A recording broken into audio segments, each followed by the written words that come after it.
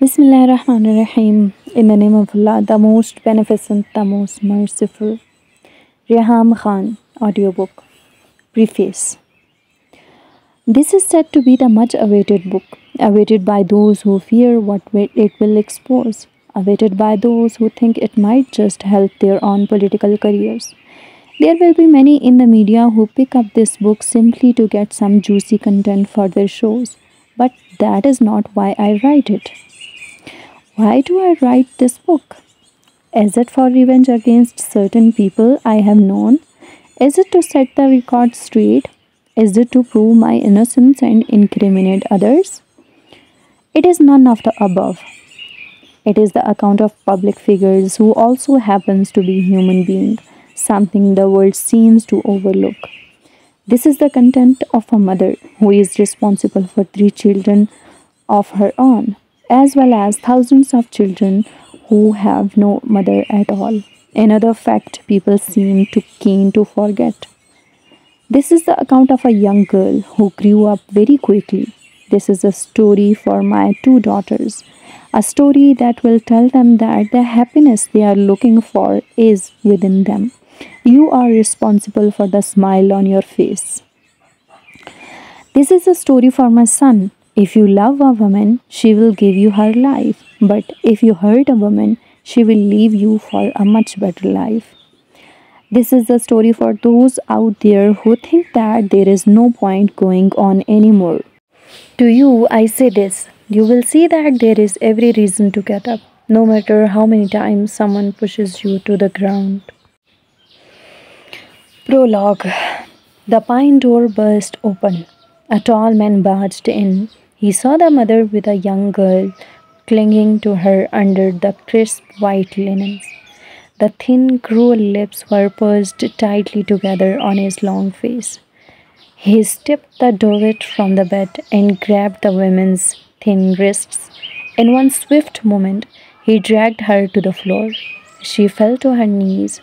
The little child cried out in terror. As the woman got up, she heard the familiar barrage of abusive words, but she realized that she was not afraid anymore. The man did what he usually did, moving forward to punch her in the chest repeatedly.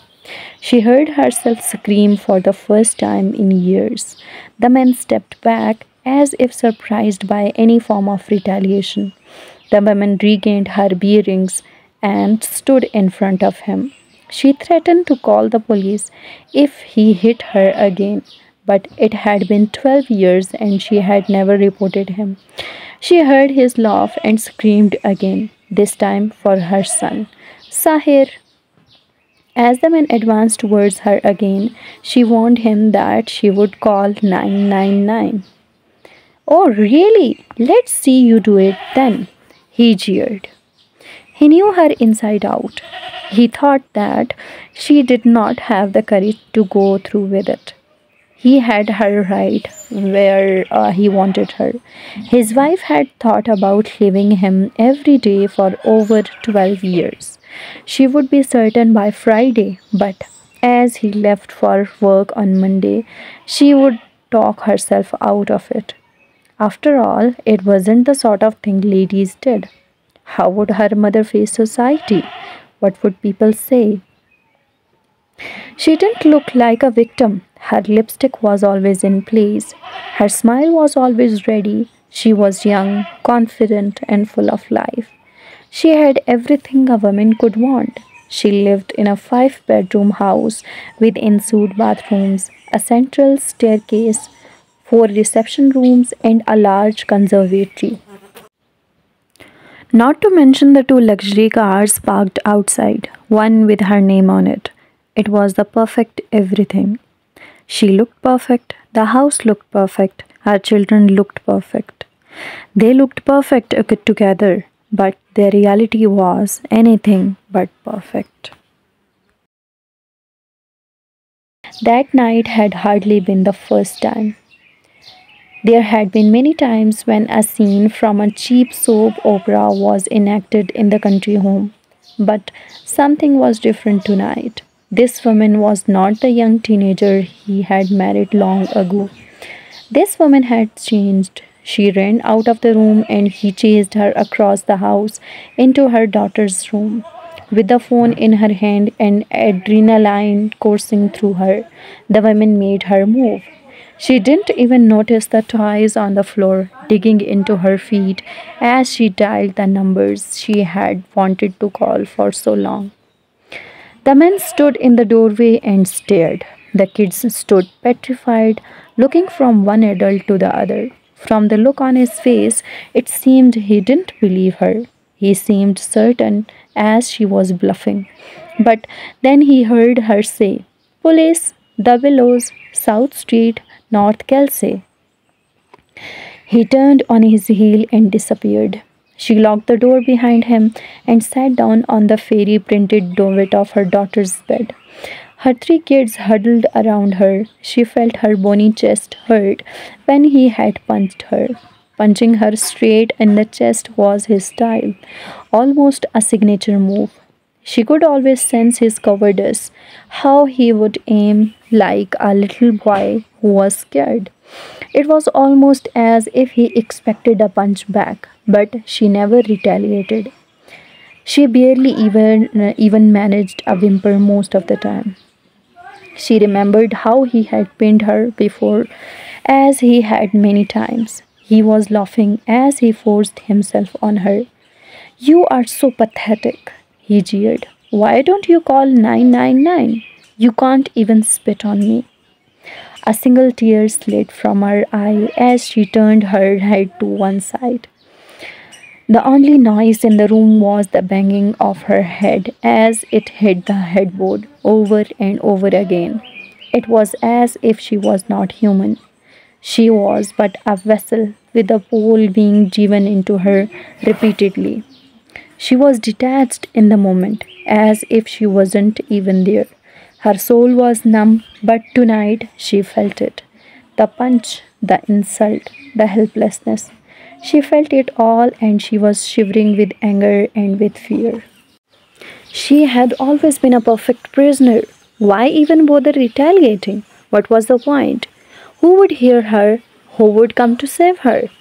No one ever did. It was a cold night in 2005. Christmas was only a few weeks away, and I had finally taken the first step. I had made the call, but I was shocked at what I had done. The kids and I remained quiet until the doorbell rang. I heard my husband's footsteps on the wooden landing and then on the stairs. I looked out and saw him walking towards the door. In the minutes after the phone call, he had changed out of the denims that he lived in, put on a suit, and combed his hair back neatly. He looked every bit the consultant psychiatrist he was paid to be by the NHS. I stared in disbelief at this transformation. I saw two police officers at the door. They asked him about the phone call. I slowly and awkwardly walked down the stairs. One policeman took my husband to the main lounge, while the other one took me to the smaller living room. He shut the door and started by asking me my name. I smiled. It probably wasn't appropriate to the situation, but it was what I always did. It's what I had done my whole life. As I smiled and joked, I thought to myself, who is going to believe your story? You look fine. You don't look abused. But they believed me. They saw me shivering despite my smile. The police officer's eyes were kind. He asked me general questions. He asked if I had family and friends.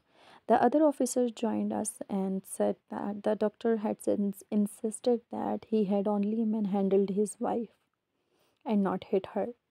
The doctor was asked to leave the property with the police and stay away for 48 hours. A few weeks later, the same officer, Martin, came over to check on me. He told me how they were trained to pick up on subtle signs.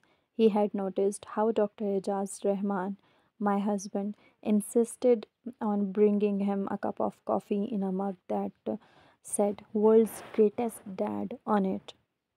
I smiled and told him that it was actually a mug that had been left by a friend. For a woman with no support, the greatest fear is the increase in risk after domestic violence is reported. I was terrified of the consequences and by the prospect of Ejaz returning to us. This was a start. They had taken him away and told him not to return home for 48 hours, but I resolved to never be helpless again. It had taken a month of special prayers, istikhara, to build up their resolve and courage. People often say to me, "But you are brave, so it was easy for you."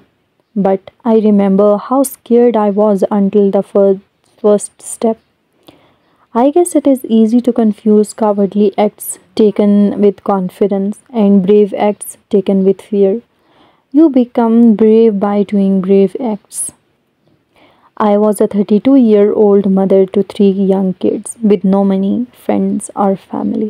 I had no job prospects and no man ready to step in and rescue me. But I had one thing which is far more important than all of that. I had hope. End of the prologue. The book. Reham Khan.